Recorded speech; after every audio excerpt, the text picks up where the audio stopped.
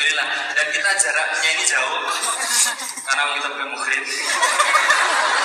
Yang kedua, kita tidak seumuran, tapi mungkin bisa seumur hidup ya. Saya sudah punya, saya termasuk aliran satu istri ya. Satu di Bogor, satu di Jogja, satu di sini. Ya. Baik, Mbak Desandra boleh disapa dulu ya. Assalamualaikum warahmatullahi wabarakatuh. Selamat pagi untuk semua saudara-saudaraku, sahabat-sahabatku. Sangat senang sekali berjumpa dengan Anda semuanya, terutama Mas Cahyo. Langsung tanya nama kan? Iya. Bentar lagi tanya nomor. Ada aku apa loh Mas? Apa? Sangat menghibur sekali ya. Ya, saya memang tugasnya membahagiakan banyak orang. Walaupun hidup saya nggak bahagia-bahagia ya. Kita doain, semoga semuanya yang hadir di sini pasti akan baik. Amin. Ya. Baik, oke, talk show inspiratif kita mulai saja. Kita kenal seorang Dewi Sandra itu boleh dikatakan dulu sudah memperoleh semua yang diinginkan banyak orang. Harta, it's okay, ketenaran, siapa yang gak kenal Dewi Sandra. Lagunya juga luar biasa, filmnya juga heboh. Tiba-tiba kemudian memutuskan untuk meninggalkan itu. Yang menjadi pertanyaan adalah apa motivasi terbesar tiba-tiba kok seorang Dewi Sandra meninggalkan itu, berhijrah kepada sesuatu yang mungkin dia nggak setenar dulu, nggak sekaya dulu kira-kira. Iya, untuk menjawab pertanyaan itu saya rasa kita semua pasti mengalami proses hijrah. Dan alasannya pasti akan berbeda-beda. Tujuannya pasti satu. Kita ingin menjadi lebih baik lagi. Saya adalah seperti Mas Cahyo bilang bahwa masa lalu saya memang dikelilingi dengan hal-hal yang sangat luar biasa. Mau itu harta, mau itu ketenaran, mau itu segala semacam yang berbau duniawi. Tapi ternyata hal tersebut tidak membuat saya bahagia. Dan saya harus jujur bahwa saya meninggalkan semua itu karena saya sadar bahwa hal-hal tersebut membosankan, sangat membosankan. Kita pasti akan dipicu dan pasti akan disaingkan sama yang muda-muda lagi. Pasti, seperti Mas saya, Cahyo, grogi kan? Mas Cahyo kan tadi kita lihat di VT-nya tadi pasti akan bersaing sama yang lebih muda lagi. Berarti kan harus bekerja lebih dahsyat lagi. Bisa lebih tua ya itu ya. Bersaing dengan lebih muda berarti sudah lebih tua ya. Nah kalau saya mungkin beda. Kalau dulu rok mini yang tadinya cuma sedengkul, tambah naik supaya kelihatan, oh ya saya nggak mau berkalah dengan yang muda-muda. Kalau misalnya yang muda-muda bisa istilahnya auratnya kemana-mana, saya juga tidak mau kalah. Tapi kok iya udah badannya lewat-lewat, ya kan? Udah lemah, lemak juga nggak bisa bohong gitu. Tapi itu bukan tujuan akhir saya untuk memamerkan semua itu. Tujuan akhir adalah supaya saya bisa menjadi orang baik dan saya tidak mau apa yang saya lakukan ini akhirnya berdampak panjang. Karena mau tidak mau, apapun yang saya nyanyikan, apapun yang saya katakan, itu pasti kan ada yang muda-muda juga yang akan mengikuti. Dan kalau tidak salah saya juga berguru dan juga belajar dengan di sini ada Ustadz Fatih Karim, banyak ustadz-ustadz yang luar biasa, banyak sahabat-sahabat ada Balia, Nanang juga hari ini hadir yang alhamdulillah mengingatkan saya bahwa tanggung jawabnya sangat besar. Tanggung jawab bahwa apa yang saya lakukan pasti ada penanggung jawabannya. Jadi kalau misalnya nanti saya punya anak, nanti anaknya mau jadi seperti apa? Yang paling dekat kan jadi seperti orang tua kami. Orang tua kami ya kita. Mau nggak mau kita yang umur 30, kita yang umur 40. Tapi kalau kelakuannya masih seperti itu aja, berarti kita juga bertanggung jawab dong sama generasi muda yang tentunya akan menjadi pemimpin dunia, insya Allah. Nah kalau sekarang masalahnya adalah kenapa pemimpin sekarang mungkin sedang dalam proses atau mungkin belum belum ada panutan yang sungguh luar biasa yang kita rindukan. Nah ini pertanyaannya, mungkin karena orang tua kita zaman dulu, mungkin karena proses kita zaman dulu. Nah ini adalah waktunya kita semua untuk berhijrah. Dan akhirnya saya dengan berpikir why, selalu ada question why, kenapa, dan semuanya harus berawal dari diri sendiri. Kalau kita sudah menemukan sebuah jawaban, tentunya kita ingin ada perbaikan. Dan karena itu akhirnya saya memutuskan untuk hijrah. Dan saya yakin bahwa hijrah itu tidak hanya sehari dua hari, tapi setiap hari kita harus berjihad untuk keputusan kita untuk hijrah, untuk selalu menjadi yang lebih baik, karena distorsi ada di mana-mana, gangguan ada di mana-mana. Dan saya rasa mudah-mudahan dengan kita bisa bersilaturahmi di sini, kita juga bisa saling merangkul dan saling mengingatkan dengan cara yang lebih baik lagi. Seperti hari ini, meskipun dihibur dengan sindiran, tapi sindiran positif. Dan saya rasa itu sangat penting dan sangat dibutuhkan. Luar biasa, tepuk tangan. Ada statement yang menarik buat kita. Punya uang banyak itu yang membosankan ya. Apalagi nggak punya uang. Membosankan sekali ya. Mohon maaf, usianya Mbak Dewi Sandra kalau boleh tahu?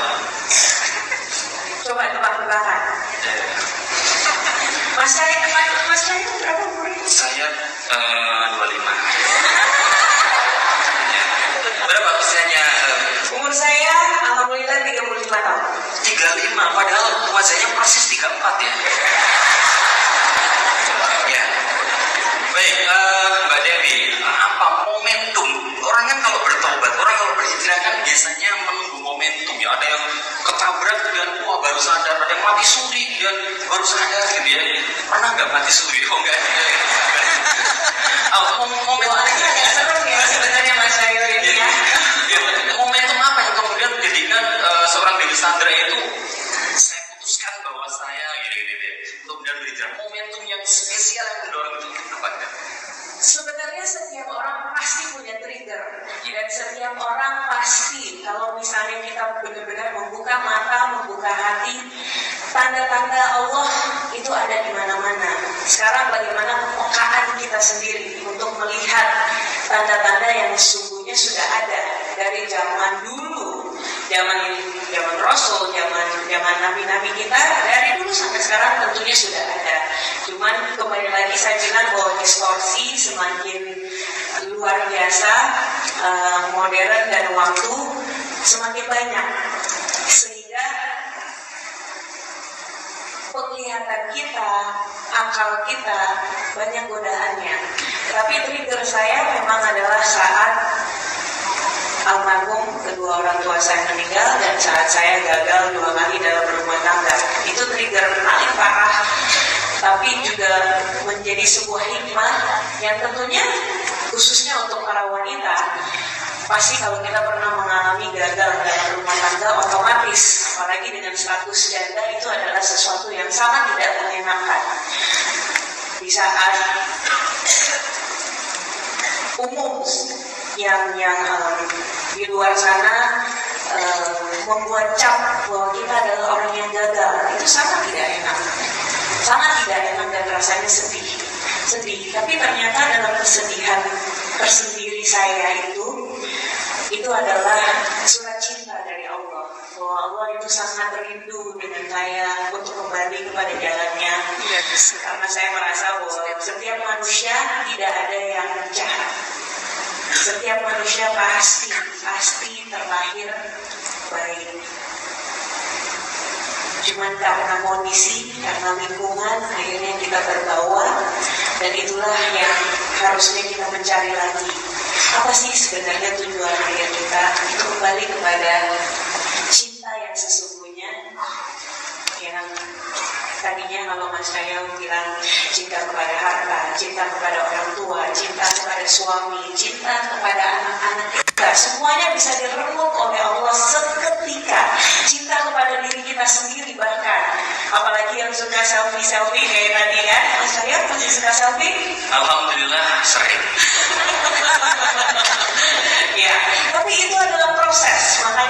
harus selalu berproses dan harus selalu berusaha untuk memperbaiki diri. Tapi trigger saya adalah yaitu saat dapat ujian-ujian tersebut. Ujian itu adalah hikmah yang luar biasa. Oke, tepuk tangan sekali lagi. Sebagian kesusahan bagi orang itu mungkin menjadi jalan putus asa, tetapi beliau justru sebaliknya. Ini kayak surat cinta dari Allah, luar biasa. Tepuk tangan dong ya. Nah, kita akan panggil yang kedua ya. Ketika kita berhijrah, kita itu butuh ilmu. Kita tidak hanya butuh semangat, tapi juga butuh ilmu. Butuh saluran-saluran juga ketika kita mau berhijrah dalam bidang apapun ya, dalam bidang apapun. Ilmu itu memang dasarnya segala amal gitu ya. Kita kasih nama butuh ilmu. Bahkan memanggil istri itu juga butuh ilmu. Contoh misalnya Rasulullah itu ketika memanggil istrinya itu dengan sebutan ya Umayyah, wahai pipi yang pirang-pirangan. Nah, karena kita orang Indonesia ya Pak, istrinya orang Indonesia mungkin pipinya nggak merah, tapi agak hitam gitu ya. Manggilnya jangan ya Umayyah ya, tapi yang lebih romantis ya Hajar Aswad. Lebih romantis. Mohon maaf, Mas Aryo udah punya istri? Alhamdulillah sudah. Oh sudah ya. Dan dia tanya kan, ini menunjukkan aura saya ya. Ya, alhamdulillah sudah ya. Satu orang hubungan yang hari ini kebetulan sedang sakit, sambil berdoanya moga-moga anak saya segera sembuh ya. Yang baik. Ngerayu juga punya ilmu loh. Zaman 80-an dengan zaman sekarang itu rayuannya berbeda. Era 80-an itu rayuan yang apa ya ini? Kalau kamu bunganya, aku kumbangnya. Itu era 80-an. Era 90-an itu rayuannya kayak rayuan mutilasi. Bener, mutilasi. Kalau nggak percaya, belahlah dada. Serem. Nah, rayuan tahun 2000 itu rayuan yang paling nggak pede karena membawa bapaknya. Bapak kamu gitu ya. Bapak kamu ini ya penjual sate ya. Kok tahu? Karena kamu telah menusuk-nusuk hati gue. Yang dulu nggak usah disakat. Ada juga bapak kamu tentara ya. Kok tahu? Karena kamu kayak granat. Masuk begitu ya. Ya kamu kayak granat, kamu meledak. Mataku tuh sakit dan ketika aku buka mataku, maka dunia itu semuanya hitam putih dan berwarna semua kamu.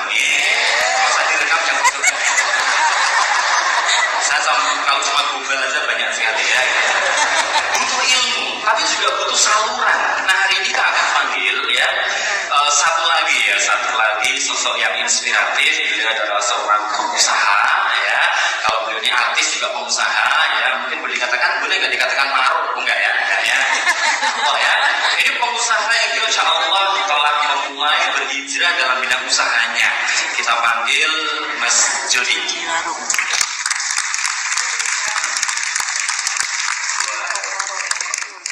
Ini kan lebih bersinar dari saya ya.